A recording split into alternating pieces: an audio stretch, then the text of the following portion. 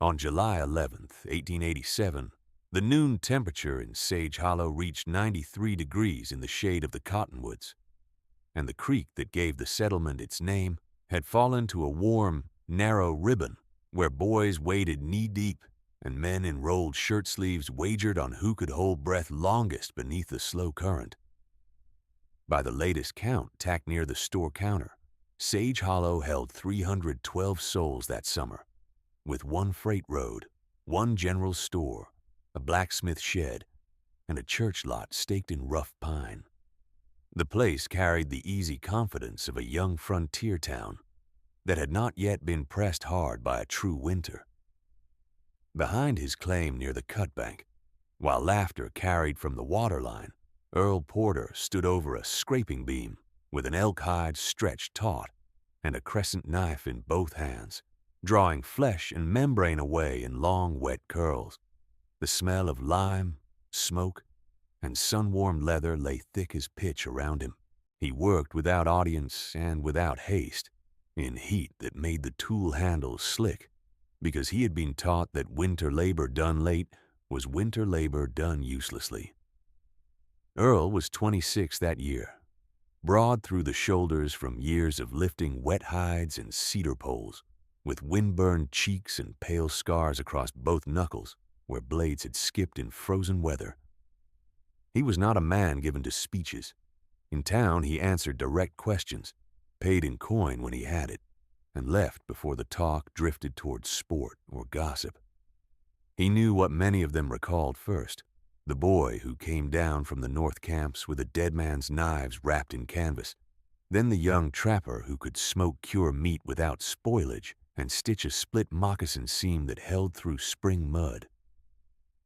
What most of them had never asked was what those skills had cost. His father, Abram Porter, had trapped beaver and winter fox along the upper drainages for nearly 20 years.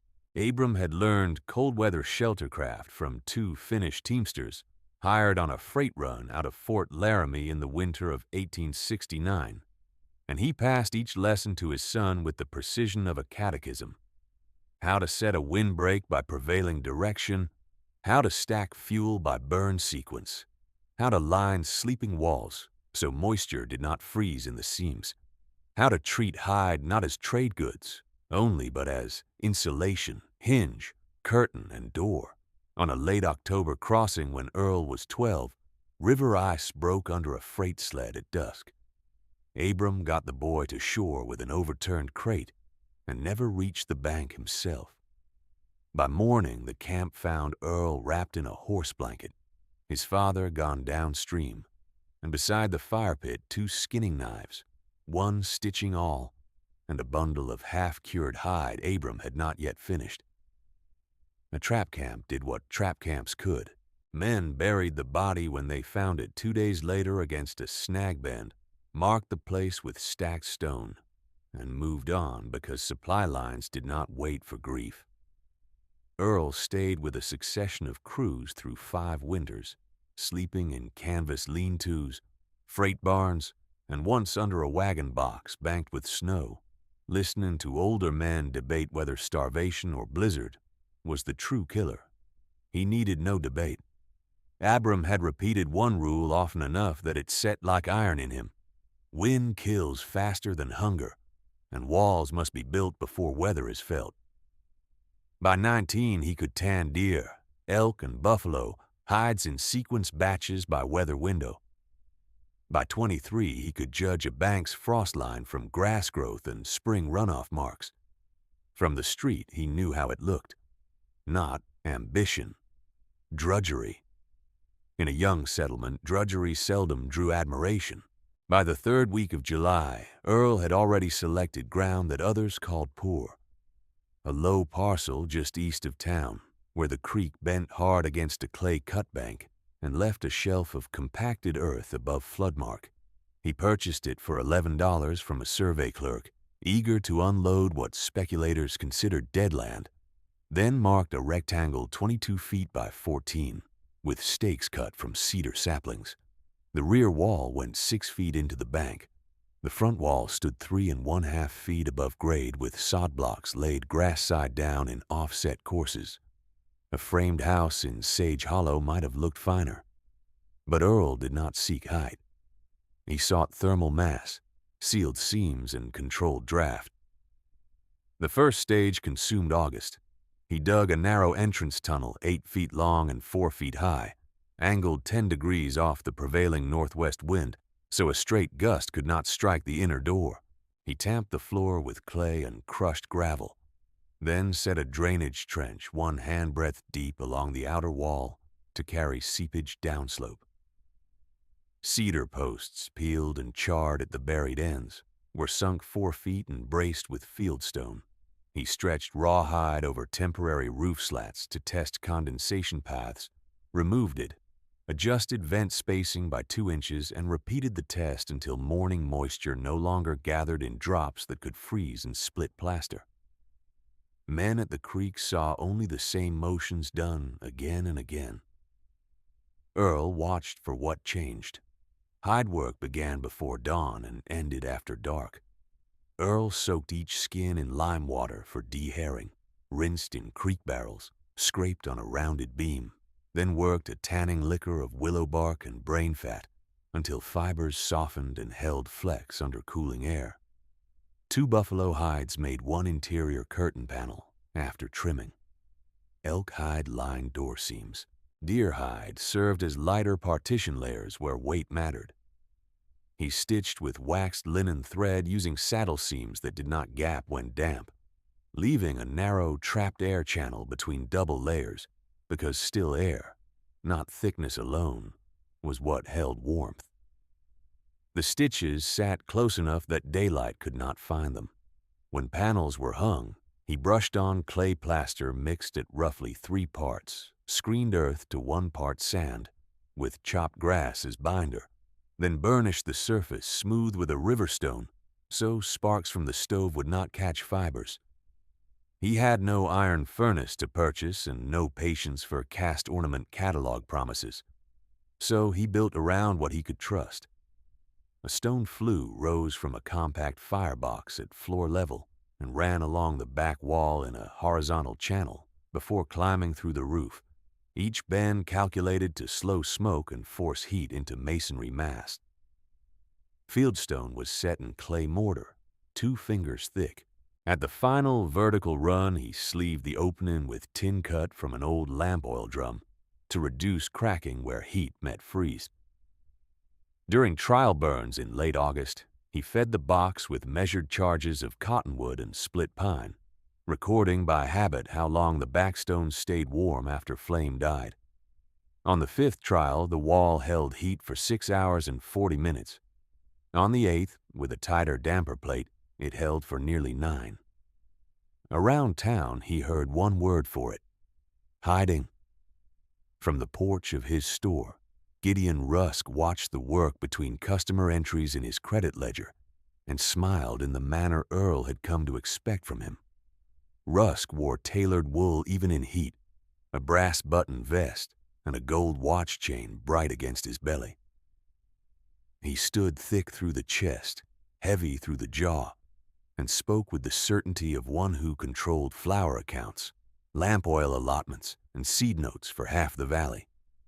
When Earl hauled another load of cured hide across town, Rusk remarked to the noon crowd that Porter was building himself a badger den fit for beasts and bachelors, and several men repeated the line as though they had coined it.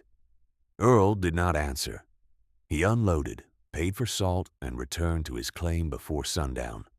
By the first week of September, with grass still yellow and afternoons warm enough for swimming, Earl had lined the inner walls, finished the entrance baffle, stacked split fuel by burn order under canvas, and begun sewing a second set of hide curtains for the cold months ahead. The town looked toward autumn socials and late freight as if both were guaranteed. Earl looked at seam lines, draft pull, and the western sky. On September 18th, a hard wind came down from the northwest before sunrise, and at 5 in the morning the mercury at the church porch showed 46 degrees. cold enough that frost traced the horse trough rims, though the day would later climb into the 60s. Earl finished hanging one hide panel to dry, checked the ash straw in his stone flue, and saddled his bay gelding for the ride to Coldwater. He carried 2 empty grain sacks, a list of staple weights, and $31 in wrapped bills, because he had learned that rumor traveled faster than freight and failed more often. The road east to the rail spur ran 21 miles over rutted clay and shallow crossings, and by the time he reached the last ridge above Coldwater, the sky had gone from pale blue to a flat iron gray. From that rise, he saw the derailment before he reached the station yard. 6 grain cars lay canted at angles along a wash section of track, one with wheels buried to the axle in mud, where culvert timbers had broken loose. Men with bars and jacks worked in short, angry motions around the wreck, but no locomotive stood under steam to clear the line. Earl tied his horse and walked to the station office, where a clerk named Norris Pike stood with a telegram sheet in both hands and read the same lines to each rancher and hauler who pushed through the door. Winter freight delayed indefinite pending line repair and bridge stabilization. Flour and coal reduced to emergency allotment by district request. Non-essential cargo held at Laramie until further notice. No one spoke for a full count of 10. Then the room filled with calculations voiced as complaints, the language of men who had counted on stores arriving as they always had. Earl asked the only question that admitted no argument. He asked how much coal was already committed west of Coldwater. Pike consulted a ledger and answered in ounces and tons.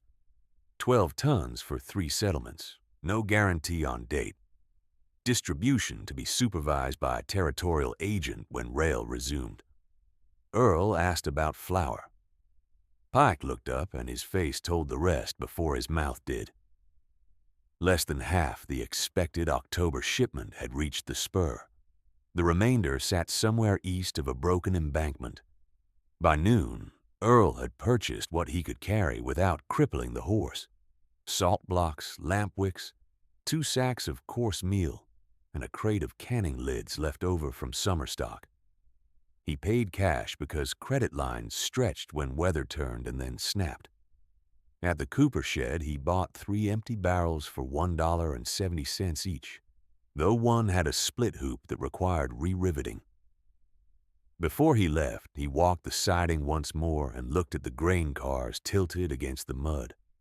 A foreman shouted for men to brace the nearest wagon. Earl did not stay to watch. He turned west and rode with the wind at his shoulder.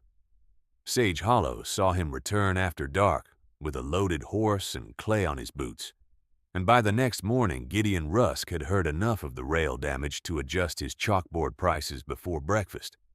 Flour rose from 22 cents to 34 cents per pound.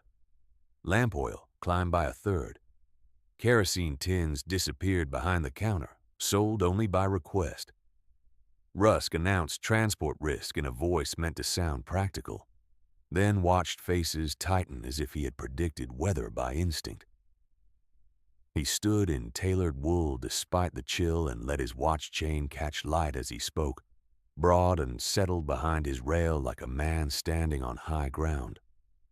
When Earl entered for salt and canvas thread, Rusk tapped the ledger with one thick finger and raised his voice so the noon line could hear. "Porter, if you mean to bury yourself this winter, at least buy proper boards first. A man cannot pray from a hole in the dirt." Laughter followed from the doorway, then another line from the same porch as Earl lifted his bundles. "Make way for the Badger's burro builder. He is lining a cellar for his wedding to the cold." Earl set $3 silver on the plank and took his change without looking up. Outside, beside the hitching rail, blacksmith Otto Voss murmured that Rusk had gone too far. Earl answered while tightening his cinch strap, his voice level enough to pass for routine. Let them talk. Words do not keep out the wind. He rode home before the store bell stopped ringing. The work changed pace after that day. It did not broaden in spectacle. It deepened in method. Earl dug a second storage trench on the north side, 12 feet long, 3 feet wide, and 4 feet deep, then lined it with split cedar and packed clay so jars would not freeze against outer soil. He rendered tallow in sequence kettles over 2 weeks, skimming each batch clean and pouring, while hot, into glass sealed with waxed cloth and tin lid rings. By October the 7th, he had 68 jars stacked in 4 rows, each marked with charcoal for date and yield. He cut hide curtains in paired lengths and stitched channels between layers, so still air sat trapped like a second wall. At the entrance tunnel, he set an interior latch bar from hickory and weighted the threshold flap with pebbled hems so gusts would not lift it. Every adjustment answered one question only. Where does heat escape first when a storm hammers the seams? By the second week of October, signs appeared across the valley that old trappers and rivermen recognized at once, and younger settlers called coincidence. Geese crossed low in broken skeins, not the high, clean lines of ordinary migration, and they moved 3 full weeks ahead of the pattern observed in prior years. Muskrat lodges near the creek rose higher than any seen since the flood winter of 1878, mounded with mud and reed as if built against deep drift. For 3 mornings, the dawn halo around the sun held a pale double ring, thin as chalk and unbroken. Earl noted each sign while cutting wood. He mentioned them once, briefly near the post office steps. 2 merchants answered with smiles that did not invite reply. In public, Gideon Rusk mocked the warnings and raised prices again. In private, he ordered additional locks for the back storeroom and set stricter credit terms for households already in debt. The contradiction did not trouble him. He had learned authority from abundance, and abundance in a frontier town could be staged for 1 more week, even while shelves thinned in the rear. Men repeated his phrases because they owed him for seed and harness repair, and because social standing in Sage Hollow rode as heavily on confidence as on coin. The store porch became a small theater of certainty. Earl remained the easiest target on the stage. Children carried the jokes home. Wives repeated them in lower voices while sorting beans. Young men who had spent July in the creek now passed Earl on the road and asked whether badgers preferred rabbit or turnip for winter supper. He did not answer beyond a nod. At dusk, he sank cedar posts 4 feet into the bank for a lean-to over split fuel, bound each stack against crosswind with rawhide ties, and counted loads by cord fraction, not by pile height. He traded 2 beaver pelts for additional lime and spent 3 evenings patching minute cracks in clay plaster, where thermal shift had opened hairline seams. His fingers split at the joints from wet work and cold air. He wrapped them in cloth strips and kept scraping. A false, warm spell arrived on November 11th, sudden and bright, with noon temperatures near 58 degrees and enough thaw at the creek edge for boys to throw stones at floating ice. The town took it as reprieve. 12 households that had planned fuel hauling delayed another week. 2 families sold extra wool blankets for cash, expecting late freight to replenish stock before true cold. Rusk stood on his porch in shirt sleeves and declared the season ordinary, his voice carrying to the church lot where men were setting fence posts. Earl listened while loading split pine, then checked the western ridgeline where thin mare-tail clouds had begun to shear. 3 days passed before dispatch reached Coldwater, confirming what the first telegram had implied. No substantial freight would move before heavy weather. An emergency allotment would be rationed by settlement count. Pike's written notice came by rider to Sage Hollow on November the 15th. Rusk read it behind closed shutters and did not post it until morning. By then, Earl had already doubled water storage, hung final hide baffles at sleeping alcoves, and placed rope coils by his door. The drop began on November the 29th, shortly after noon. At 1 o'clock, the street slush still reflected sunlight.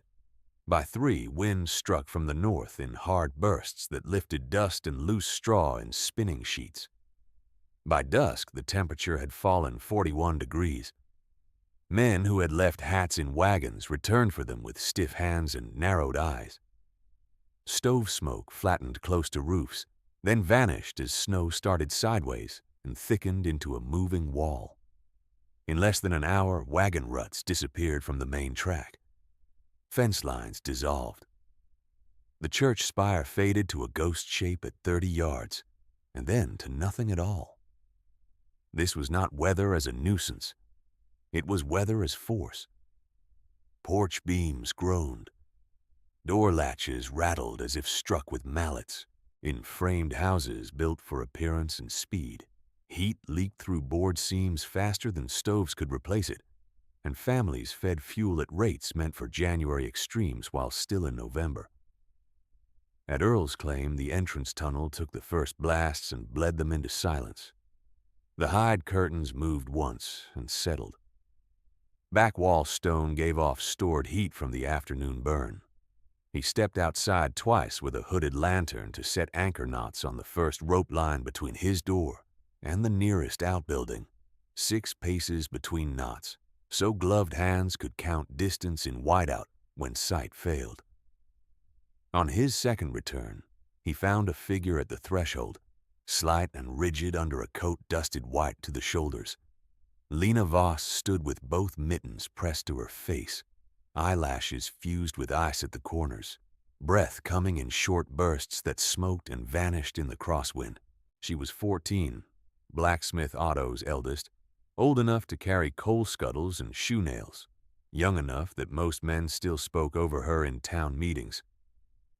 She did not ask for food first. She did not ask for bedding. "Show me how to seal our walls," she said. "Not just for our house. Tell me the ratio. I can carry it." Earl pulled her inside, set her near the flue stones, and waited until her lashes thawed free before he answered. He brought a bucket, clay, sand, and chopped grass to the table, and measured by scoop in front of her. 3 clay, 1 sand, 1 small armful binder, water only until the mix held shape when squeezed. He cut hide strips 2 inches wide and showed her where seams failed, first around door frames and sill joints. He explained draft pull in plain rules. Never choke the stovepipe fully, clear chimney cap every 4 hours in heavy blow, keep one vent narrow and high to move moisture out. He tied rope knots while she watched, one overhand every 6 paces, with a double knot at turns so hands could read direction in darkness. Before the hour turned, 2 Voss boys arrived at the tunnel mouth with a sled and borrowed shovel. Earl loaded their sled with hide strips, clay sacks, and 1 tin of tallow for lamp feed. He sent Lena back at their head, not as courier but as instructor, and gave each child the same command at the door. Keep one hand on rope. Count knots aloud. If a knot is missed, stop and call. Storm noise swallowed them as they crossed into the white. Earl watched until the lantern glow vanished, then turned to his bench, cut more strips from cured elk hide, and stacked them for whoever came next. The storm noise swallowed them as they crossed into the white. Earl watched until the lantern glow vanished, then turned to his bench, cut more strips from cured elk hide, and stacked them for whoever came next. Someone came within 10 minutes, then 2 more. By full dark, his entrance tunnel had become a passage of steam, snow, and breath as neighbors who had laughed in daylight bent through the low door with boards under their arms and fear plain on their faces. Earl did not ask what they had said on Rusk's porch in October. He measured door widths, marked lengths with charcoal, and sent each one back with a packet. 2 hide strips for each major seam, 1 sack of dry clay mix wrapped in oilcloth, 1 page of stove draft instructions written in block letters that could be read by lantern shake. He kept the instructions narrow, practical, and exact. Keep the fire small and steady. Clear pipe cap each 4 hours. Seal low leaks first. High leak second. Do not let moisture collect against sleeping walls. By 9 that night, Lena Voss returned with both brothers and reported in a voice rough from cold that 3 houses on the east lane had already copied the rope knots. Her mittens were stiff with clay to the wrists. Earl gave her hot broth, then set her to work at the table, cutting packed moss into fist-sized bundles for emergency chinking. She cut without complaint and without pause. The boys filled sacks from his stored sand pile and carried them to the tunnel mouth where teams from the blacksmith yard hauled them by sled. The dugout that had been mocked as a den became a workshop with an order to it. 1 corner for cutting, 1 for mixing, 1 for tying, 1 for warming hands before sending them out again. By midnight on November the 29th, the temperature at Otto Voss's forge thermometer had fallen below -12, and a gust strong enough to crack one of the church lot fence rails drove snow through any seam wider than a thumbnail. Earl moved through his own shelter with methodical attention, because a place that served 20 souls at dusk might serve 60 before dawn. He hung 2 additional hide baffles across the sleeping alcove, 1 at shoulder height and 1 near the packed earth floor, to create dead air chambers that held warmth near bed level. He shifted 3 tallow jars from storage trench to interior shelf, warmed them by the flue stones, and poured controlled spoon amounts into lamp reservoirs so no flame starved at the wrong hour. He checked each lintel seam for moisture bead, smoothing fresh clay where frost crystals started to form, and he rotated firewood from outer stack to inner rack so fuel entered the box dry enough to burn clean. The work did not look dramatic. It held the line. Across town, Gideon Rusk stood in his store with 2 hired clerks and declared that the blow would pass by morning, as if certainty itself could wedge shutters tighter. He had sold coal by strict allotment all week and kept the best flour sacks under lock, and now he rationed again, weighing out pounds by lantern light while a queue of households stamped boots in the aisle. When one woman asked whether she should follow the rope line Lena had marked along the lane, Rusk answered loudly enough for the room. You may crawl to Porter's Burrow if you wish to live like burrowing stock. This is a proper building. It will stand as built. The line held because men had always listened when he spoke in that tone. Yet each face in that room had already seen frost feathering interior nails in houses built with thinner walls than pride required. Near the post office, 3 younger men repeated Rusk's words while hammering boards across a shed door, and one of them, Deke Harrow, tied a strip of scrap hide around his hat brim and called it a badger crown to force laughter from the others. The laughter came thin and brief. Their stove smoked backward within the hour. They opened a window to clear it and lost half their heat in 3 minutes. The first deceptive quiet came before dawn, too sudden and too complete, with wind dropping to a low hiss that persuaded several families to stop feeding stoves and lie down in coats beside embers. Earl stepped outside into that lull, held a lamp low, and watched snow grains slide east against the ground, despite calm at face height. Drift movement at ground level, he had been taught, meant high-level wind loading for a second strike.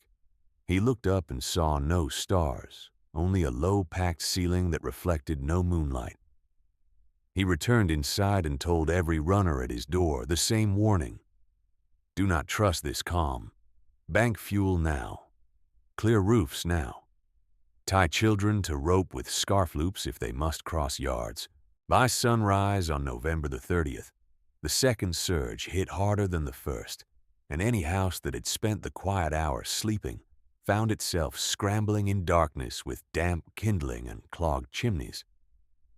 Earl's door saw a new kind of visitor then, not the proud and hurried, but the ashamed and direct.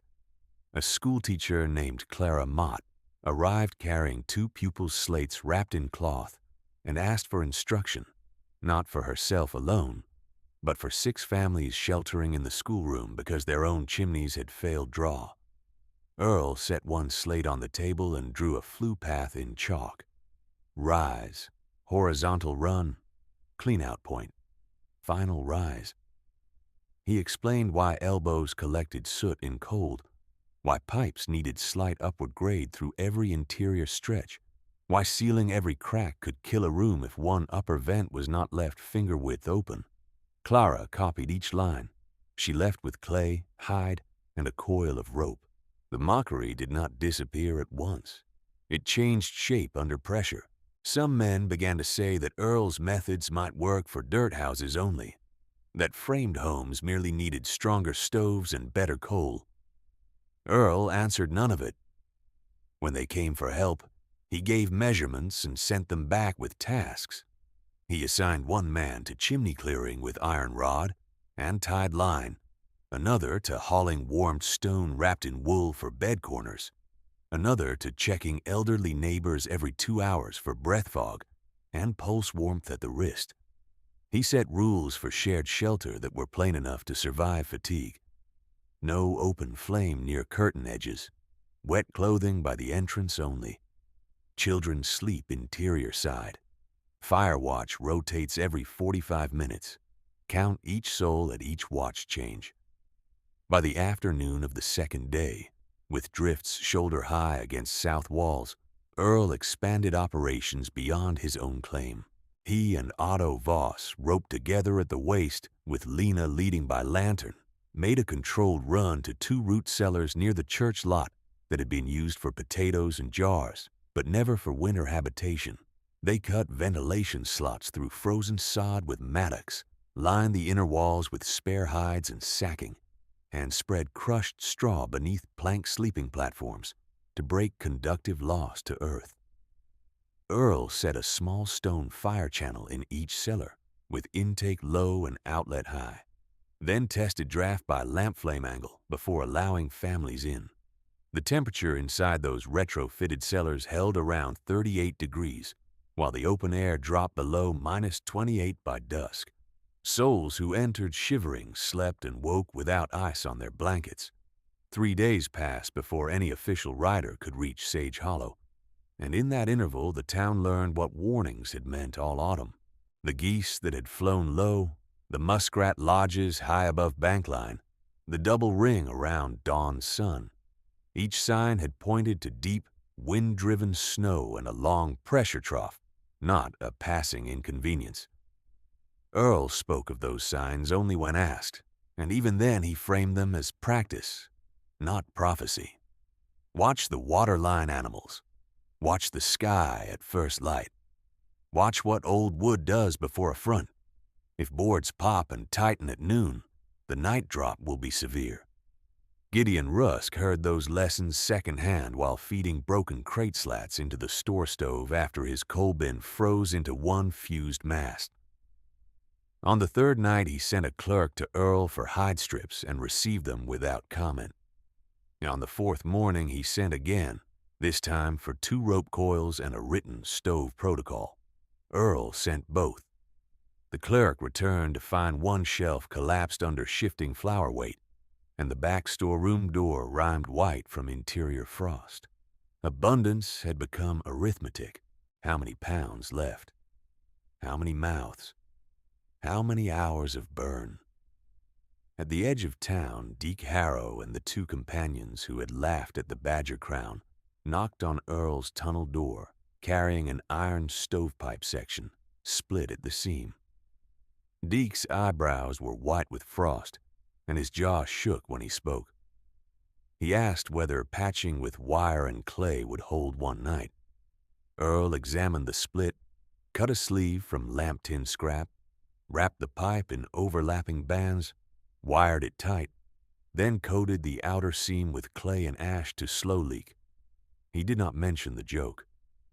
He handed Deke 2 extra hide gaskets for the stove collar and said, "Set the pipe with upward pitch. Keep your fire modest. Large flame cools faster when draft fails." Deke nodded once, both hands on the repair as if it were glass. By the 5th day of storm, the lane between Earl's claim and the Voss Forge had become a worked corridor, marked by rope, shovel cuts, and lantern hooks driven into posts at chest height. Children no longer crossed alone. Pairs moved with counted knots and answered calls at each turn. Women who had never scraped hide before sat at Earl's bench, trimming seam strips to width and passing them down the line. Men who had mocked earthen walls spent full watches packing berms against their own foundations with snow and frozen dung to block wind scour, learning quickly that any barrier was better than no barrier, and that pride did not warm a room.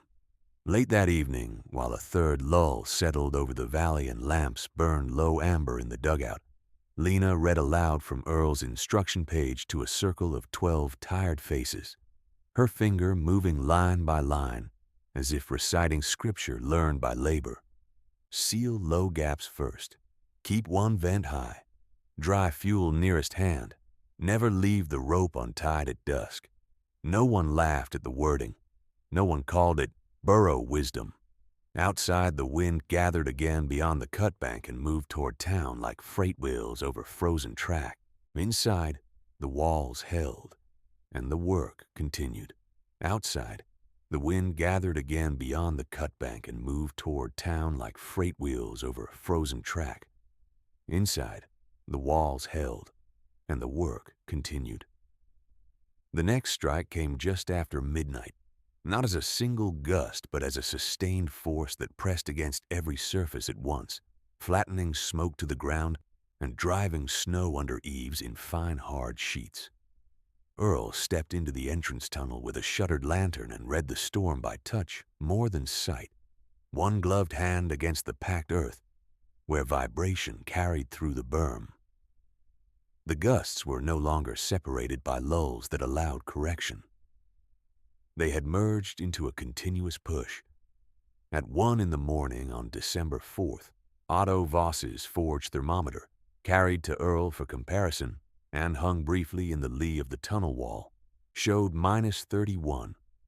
By 2, it had fallen to -35. Framed houses across Sage Hollow began to fail in predictable order. First came draft failure, when stovepipes loaded with rime and soot and smoke rolled back into rooms. Then came fuel failure, when green cottonwood hissed and charred but gave little heat, and coal bins held less than families had claimed in October. Then came seam failure, when nail-shrunk boards opened finger-width gaps and the wind found every child-height corner near the floor. In the West Lane, the Harker roof lost 6 shingles in one burst and admitted powder snow that melted by stovelight and froze again at dawn. On Creek Street, 2 porch posts snapped at the base where thaw and refreeze had split the grain. The buildings did not collapse in dramatic ruin. They surrendered by inches. By first light, if the phrase could still be used for that iron dimness, visibility in the open lane narrowed to no more than 12 yards. Earl sent no one out unguided. He kept Lena inside at the table with Clara Mott and 2 older women, all 3 of them cutting, tying, and sorting by lampglow, while Otto and Deke ran the rope corridor in pairs. Every crossing was counted aloud. Every return was logged by name in charcoal on a board by the flue. Not one soul crossed without a line at the waist. Not one stove adjustment went unrecorded. This discipline, drilled through fatigue, became the difference between hardship and death for dozens of households. At Gideon Rusk's store, authority thinned faster than his inventory. The front shelves had already gone sparse by the 3rd day, and now the rear stock was no refuge, because sacks that had looked substantial in dry weather had taken moisture through wall seams and hardened into clumped weight that could not be measured quickly or fairly. A clerk dropped a 50-pound flour sack and split it across frozen planks. The white spill looked abundant for one instant, then turned to paste where snow blew under the threshold. Rusk's stovepipe, already patched twice, cracked along a seam near the collar. When his men tried to force a hotter burn to compensate, the draft reversed and drove smoke low across the counter. He ordered shutters open to clear the room and paid for that order with temperature he could not replace. By mid-morning, the store that had once been Sage Hollow's theater of certainty stood as a cold box with empty hooks and one sputtering lamp. No one in that room asked whether Earl's warnings had been exaggerated. The question had been settled by physics. Near noon, with the wind still above 40 miles by Otto's estimate from forge flag snap intervals, the church bell rope froze stiff against the post and could not be rung. Men had once measured standing by how loud they spoke from the store porch. Now they measured it by who could still keep a chimney clear at 3-hour intervals without losing orientation in whiteout. Deke Harrow, who had mocked first and loudest, returned to Earl with frost at the edge of his lashes and asked for a second patch sleeve, then a third, because his boarding house pipe had burned through at a different seam. Earl gave him tin, wire, and a clear order to reduce flame height and increase clean-out frequency. Deke obeyed without argument. The coined insult that had followed Earl all autumn still existed, but its tone had changed. Men now said they were trying to make a room badger tight, and they spoke it with urgency, not laughter. By evening on December 4th, the storm had run more than 5 days with no true break, and human error began to replace materials as the most dangerous factor. Exhaustion made hands clumsy. Pride made some households delay asking for help 1 hour too long. At the Finch place, Mrs. Finch, a widowed seamstress of 34, who had taken in 2 boarders after harvest, spent the afternoon clearing snow from her stovepipe cap with a broom handle from inside the loft hatch, because stepping outside had become too hazardous alone. She worked carefully, but the cap iced again by dusk. One boarder overfed the stove to warm a rear room. Smoke did not rise as it should. It flattened, thickened, and filled the sleeping space before anyone understood the change. When neighbors reached them by rope, the 2 boarders were coughing at the door, and Mrs. Finch was on the floor with Alma Finch, aged 9, in her arms, trying to keep the child awake while she fought the damper lever with her free hand. Alma had taken too much smoke before they could clear the room. She died before midnight despite warmed broth, fresh air, and every effort Clara and Otto could manage, still held against her mother's coat. No one spoke her death as an accident alone. It was read as the cost of thin margins and delayed preparation, the arithmetic Earl had been warning about since September. The second death came in the darkest hour before dawn, on December 5th. Reverend Tobias Hale, 61, had insisted on checking the church root cellar personally after word spread that 2 families were sheltering there with failing lamp oil. He tied himself to the lane rope and left with a bundle of split pine under one arm and a coil of kindling under the other. Halfway between the bell post and the shed line, a gust drove a drift wall across the path and loaded his coat with packed snow. The rope remained in his left hand, but green wood from the church stack, cut too recently and not seasoned, would not catch at the cellar brazier when he arrived. He turned back for drier fuel, missed a turn marker in blowing dark, and went down beside the shed corner 10 yards from shelter. They found him at first light with his gloves still on and the kindling bundle tucked beneath his coat as if he had tried to keep it dry for someone else. He didn't survive the night. The burial could not happen then. Ground and weather forbade it. His body was wrapped and kept under canvas in the lee of the forge wall, and men who had argued doctrine with him in fair weather took silent watch in shifts. The third death was carried into town by rumor first, and then by horse, both delayed by the storm. Silas Boone, freight driver, had attempted to bring a late wagon from the south, cut on November the 30th, after hearing that Coldwater might release a partial allotment. His team broke trace in drifted dark near mile marker 8, where the road dipped and wind scoured landmarks flat. He righted his wagon once and turned it for shelter, but the canvas top tore at the tie points and gave him little protection after midnight. A ranch hand from the Kelly spread reached the site on December 5th when the gale eased just enough for a search run. Silas was found under 2 blankets with his account book wrapped in oilcloth inside his coat, and his team gone east. He had tried to preserve the delivery notes and route tallies to the end, as if proper accounting could still keep obligations intact. He did not survive the cold. 3 deaths in 2 days altered the town more completely than any speech. Inside Earl's dugout and the 2 retrofitted cellars, survival took on a strict rhythm that left little room for despair. Broth was ladled by hour and count, 1 cup for adults each cycle, half for children with extra for labor crews returning from chimney runs. Wet garments were hung in the outer zone and rotated by position so no family monopolized warmth near the flue. Sleep assignments were revised each watch to keep elderly souls at interior walls where temperatures held steadier. Earl tracked fuel in chalk by stack height and species, reserving the driest pine for lowest temperature intervals and feeding cottonwood only during relative moderation. The walls gave back heat slowly.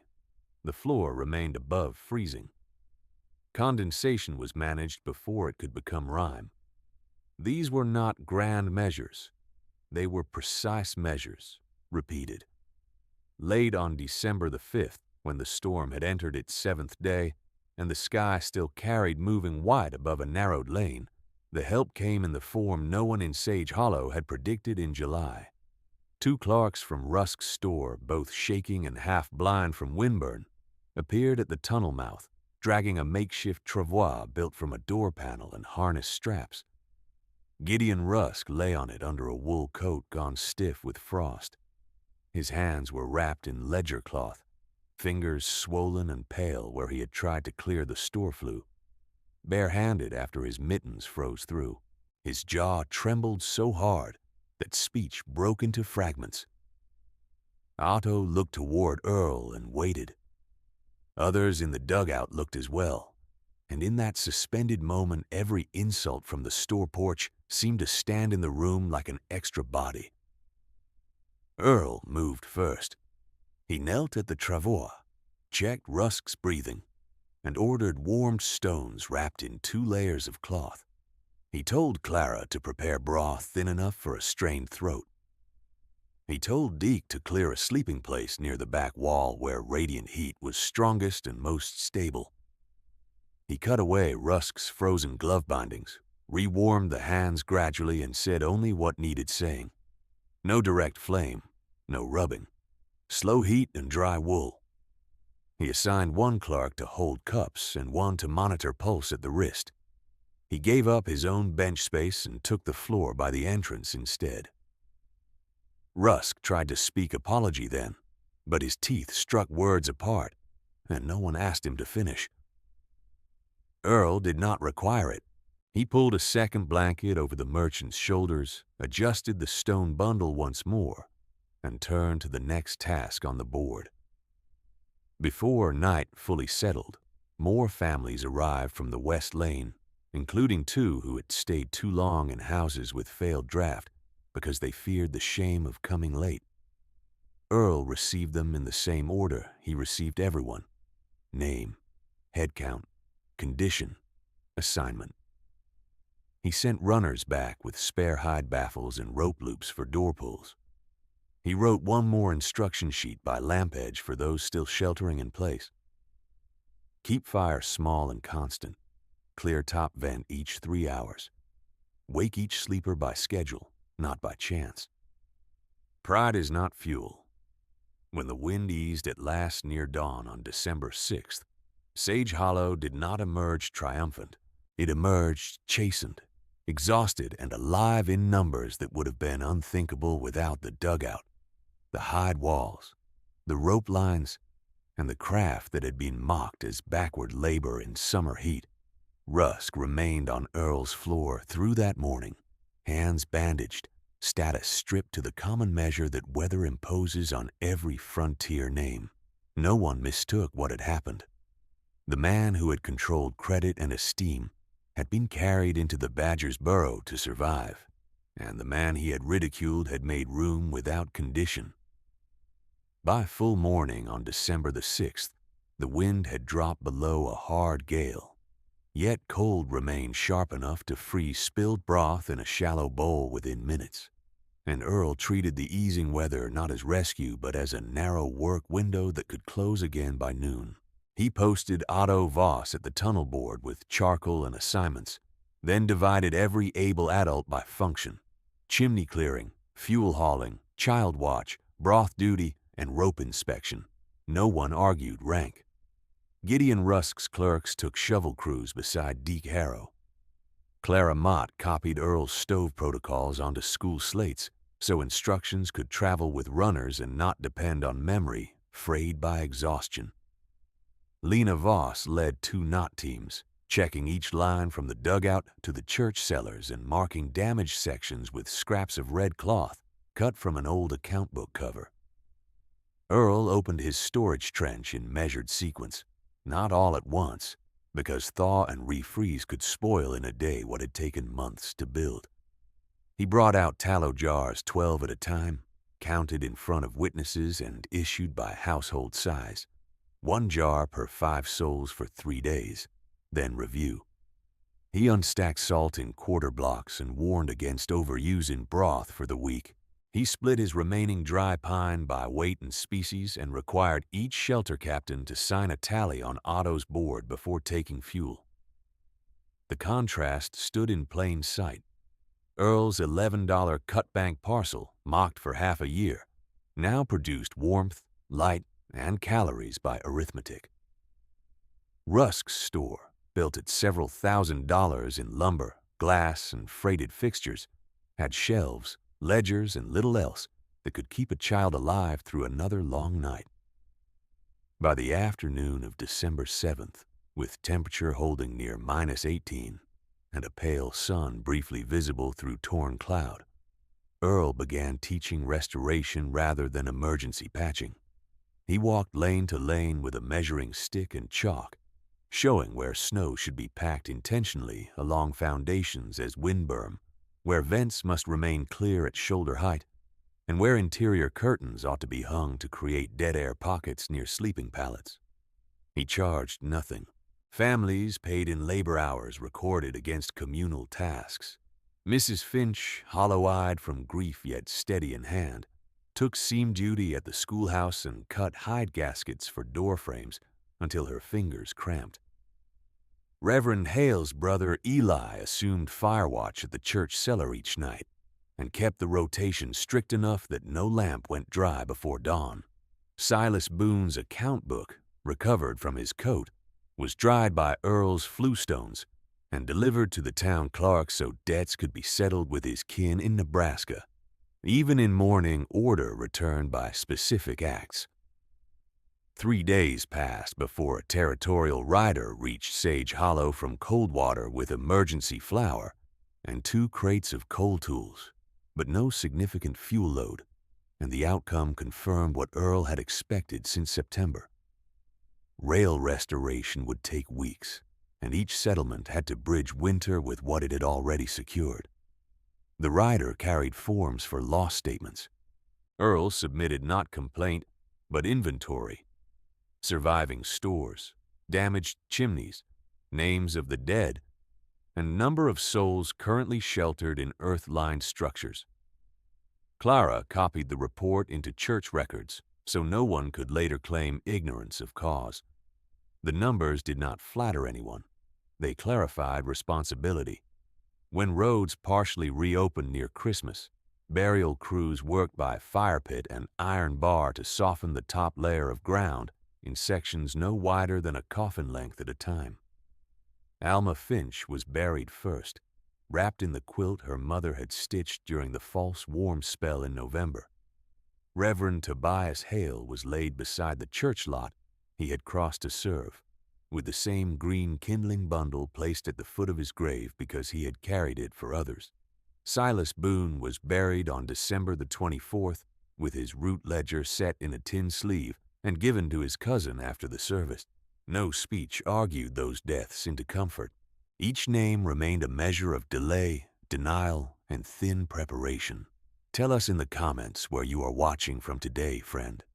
Whether winter comes as snow, wind or long dark rain where you live, these frontier lessons about preparation still carry weight. Subscribe so you do not miss the next chapter of resilience. Now, back to the story. The reckoning in Sage Hollow did not arrive as one dramatic gathering.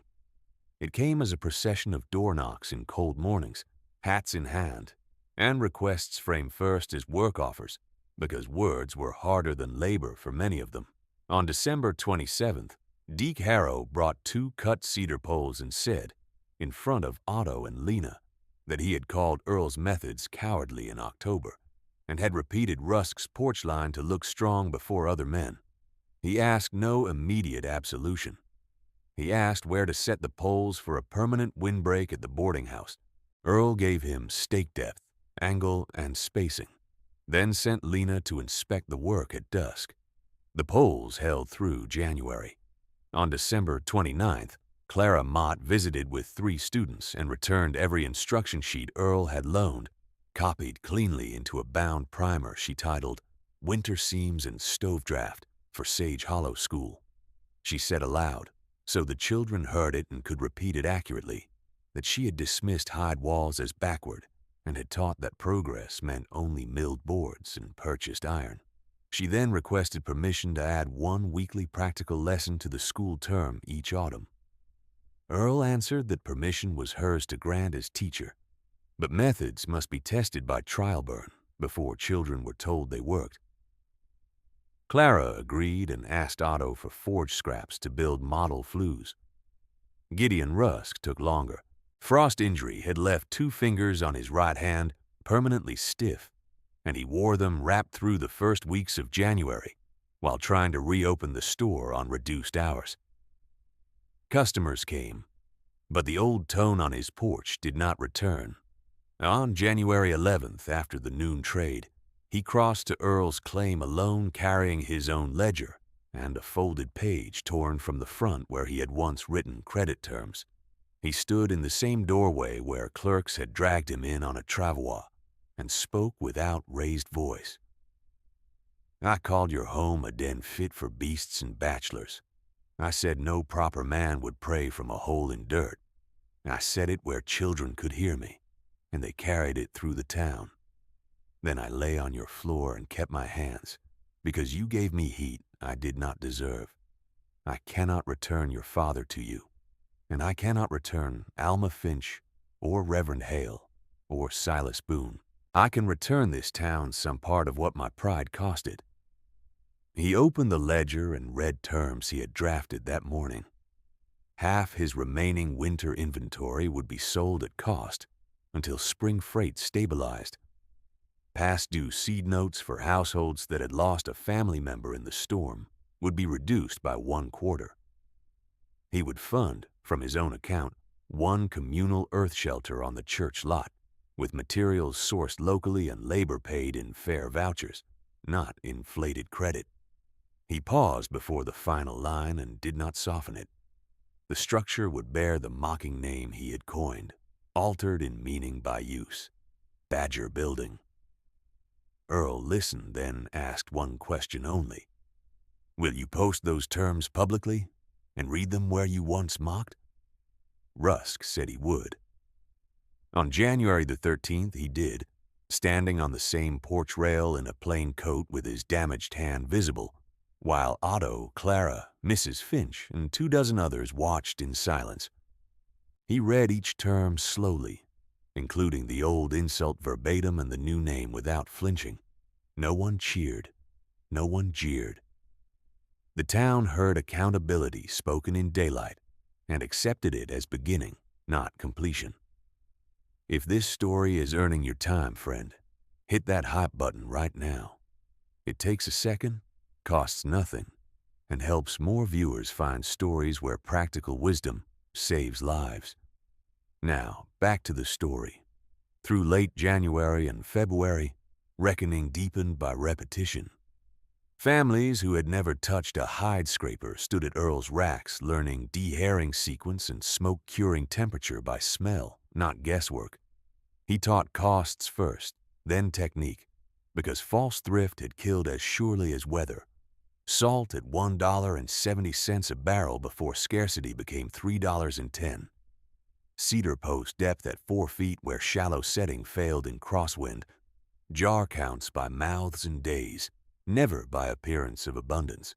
He required each household to keep a winter board listing fuel type, burn rate, and reserve days at current use.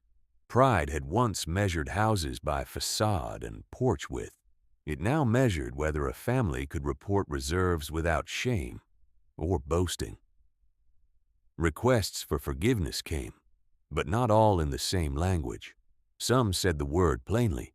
Some offered labor with no speech and returned each week until trust formed through work. A few never apologized at all, yet stopped repeating old mockery and adopted the methods quietly. Earl met each approach with the same standard.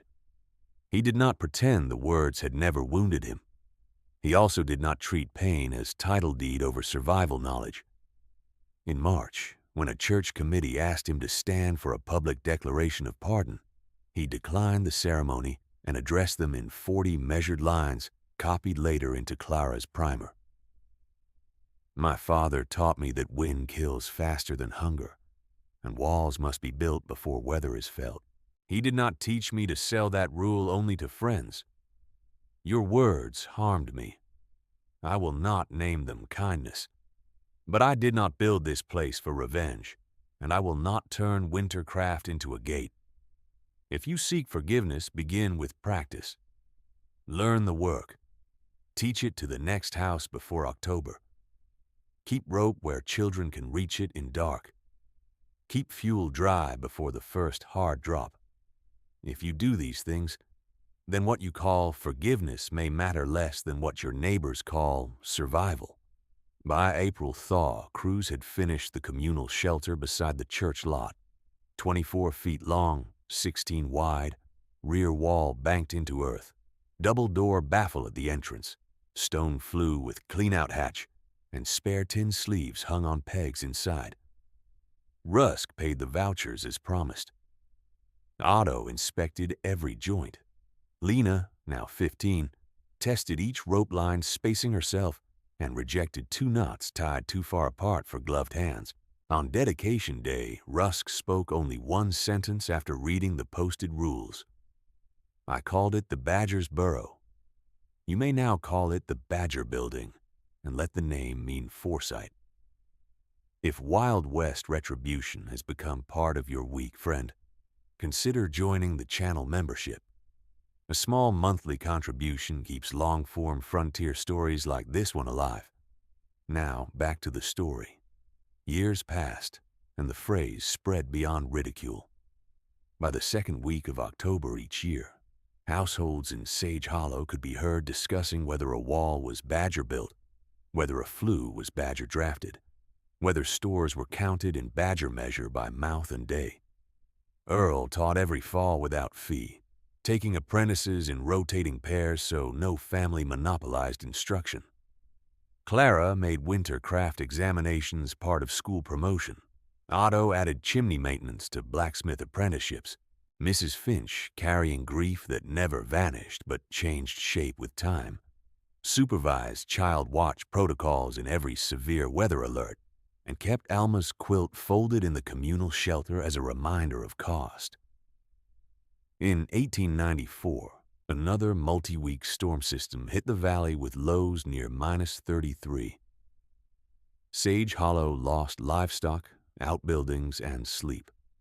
It did not lose children to smoke or elders to exposure in lane crossings. In 1898, freight delays returned after bridge damage east of Coldwater. The town rationed early, posted inventories publicly, and opened the Badger Building before the first crisis night. In 1901, when newcomers from 2 counties over laughed at earth berms and hide curtains, they were invited to observe a trial burn in January rather than argue from porch rails. Observation settled what opinion had once distorted. Earl never held office. He kept his claim near the cut bank, repaired panels each summer, and replaced stone where freeze had shifted mortar. He rode less after 40, taught more, and insisted that every instruction be written and copied in at least 3 places: schoolhouse, church ledger, and store counter. So knowledge could not be lost when one building failed. Gideon Rusk kept his revised terms through the remainder of his career and trained a younger clerk to continue cost posting during weather threats. His authority returned in altered form, thinner and more useful. He no longer sold certainty. He sold supplies and published limits. By the census count of 1906, Sage Hollow held 487 souls. Severe winters still came. Winter deaths, once an accepted toll, had fallen to near zero in the harshest years. And when losses occurred, they were named without evasion and studied for prevention. Children born after the storm of 1887 could recite Abram Porter's rule without knowing when it had first been spoken by a father to a son beside a trapline fire. Wind kills faster than hunger, and walls must be built before weather is felt. The Badger Building still stands beside the church lot, earth-banked and plain, its entrance tunnel angled off the northwest as Earl taught. Inside the door, carved into a cedar board darkened by lamp smoke and many winters, the inscription remains: "Survival is not private property. Teach it forward." Thank you for watching, friend. If this story reminded you that preparation is a form of mercy, share it with someone who needs that truth. Subscribe for more stories of frontier resilience. Tell us in the comments, friend, has anyone ever mocked the very habit that later protected everyone around them? Sage Hollow answered that question with labor the very next autumn, when October 9th, 1907, opened at 26 degrees before dawn, and Earl Porter stood at the Badger Building door with a chalk slate, a coil of rope, and 41 names already listed for instruction. The settlement now held 487 souls, and 30 of those in attendance were children born after the storm that had made the building necessary. Earl began where he had begun in crisis years earlier, not with pride and not with memory, but with sequence. He set one rope line from the entrance tunnel to the church shed, tied knots every 6 paces, and made each child cross twice with mittens on, and eyes lowered so touch, not sight, became habit. Lena Voss, now grown and carrying a blacksmith's hammer at her belt, stopped any child who skipped a knot and sent them back to the first post.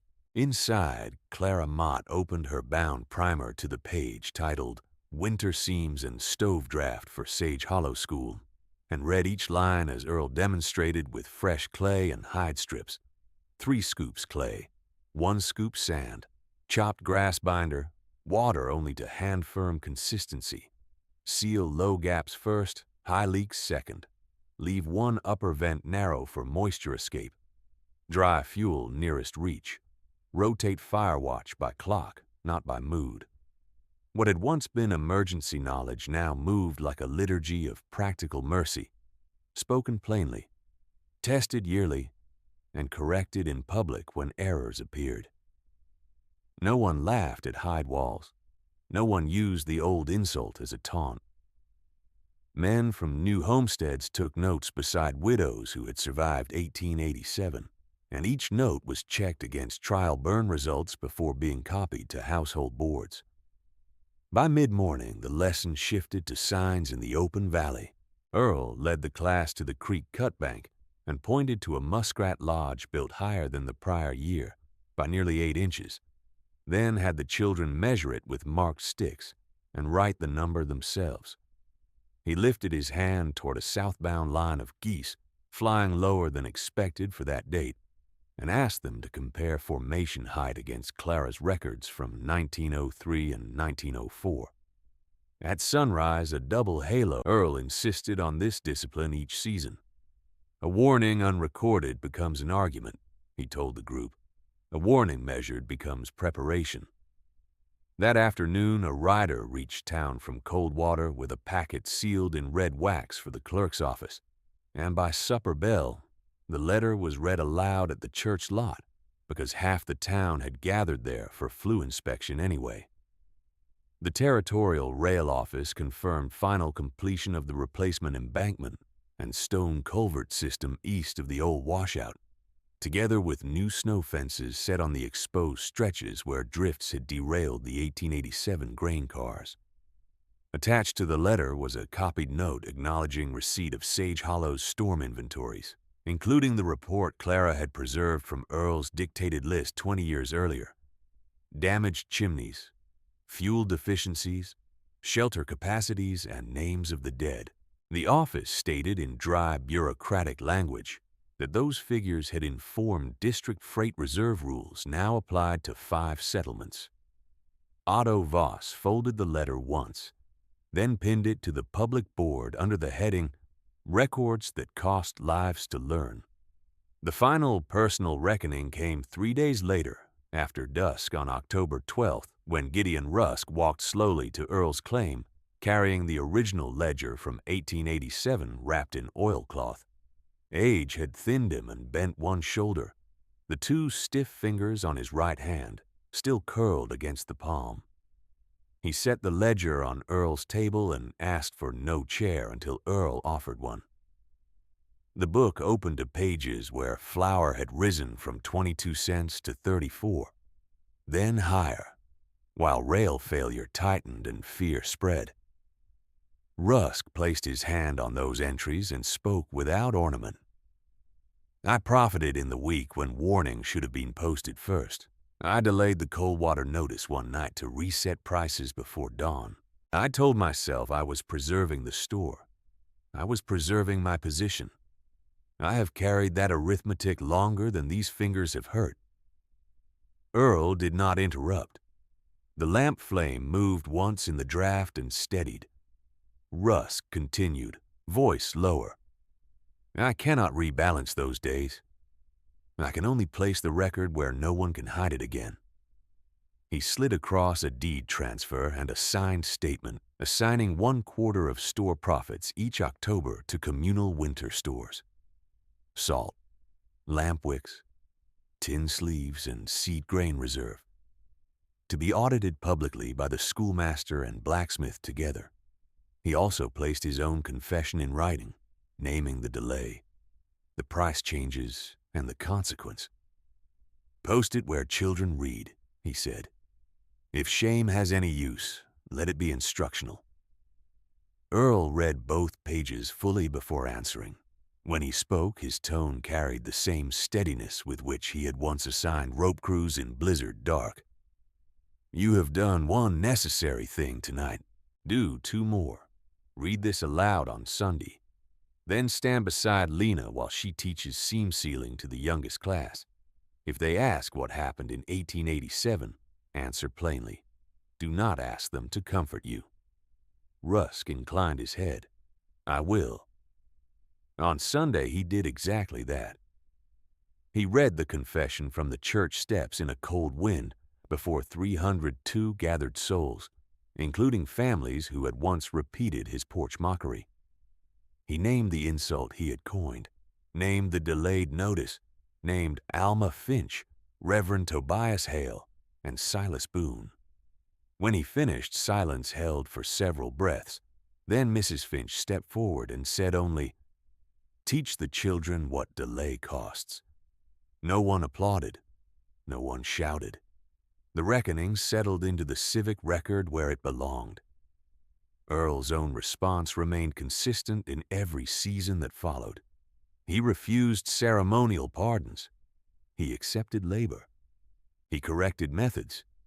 He opened stores when weather signs warranted. On October 3rd each year, he and Lena counted communal inventory in public view, down to the final wick and tin band, barrels of salt, cords of pine, jars of tallow, lengths of hide, spare flue collars. Any deficit was posted by sunset, with names responsible for replacement. Any surplus was redistributed to outlying homesteads by household size. Practical generosity in his hands was never vague feeling. It was measured, visible, and repeatable. When Earl died in February of 1914 at 53, after 3 days of pneumonia that no tincture reversed, he was laid in frozen ground above the cut bank with Abram Porter's 2 knives and stitching all displayed at the service but not buried. By Earl's written instruction, they were placed in a cedar case at the schoolhouse beside Clara's primer and the 1887 storm ledger. The case label read, "Tool, Rule, Record." Children were required to copy those words before they were taught fractions. Lena Voss led the first autumn training without him on October 8, 1914, in a sharp wind at 30 degrees. She used his measuring stick, now worn smooth at the grip, and corrected knot spacing with the same exactness he had demanded. Rusk, older and slower, stood through the full session and read his confession again when asked by 2 boys who had not heard it before. Clara, hair fully white by then, entered weather data in the same ledger line format Earl had taught. Date, dawn temperature, animal sign, sky condition, action taken. No element was left to memory alone. The Badger building still stood, earth-banked and plain, and the phrase Badger built traveled across valleys where Sage Hollow freight wagons went in winter months.